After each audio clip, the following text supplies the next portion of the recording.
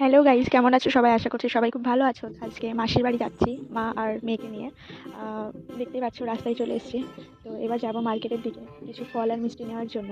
যাওয়ার ইচ্ছে ছিল না, কিন্তু বড় মাসি খুব অসুস্থ, সেই জন্য যেতে হচ্ছে। যাই হোক, মা আর আমার ছোট্ট সোনা আমার জন্য অপেক্ষা করছে টোটোতে বসে, তো ওদের কাছে চলে যাব। আর যেহেতু এটা আমার ফার্স্ট মিনি ব্লগ, তো আমি খুব নার্ভাসনেস নিয়ে বলছি, জানি না কতটুকু বলতে পারবো, তোমরা একটু অ্যাডজাস্ট করে নিও প্লিজ। আশা করছি তোমরা সবাই সাপোর্ট করবে। আর আমার বেবির মিল্কও শেষ হয়ে গেছে, ফর্মুলা মিল্ক, তো ওটাও নিয়ে নেবো, সেই জন্য চলে আসলাম মেডিকেল স্টোরে। তো ওটা নিয়ে নেওয়ার পরে এবার গন্তব্যস্থলে চলে যাব। চলে এসেছি মাসির বাড়ি। তো প্রথমে বলে দিই আমার মাসির দুটো বাড়ি। আমরা যেহেতু পুরোনো বাড়ি যাচ্ছি, নতুন বাড়িটা সময় পেলে দেখিয়ে দেবো। তো জানি না মা কতটা ইমোশনাল হয়ে যাবে।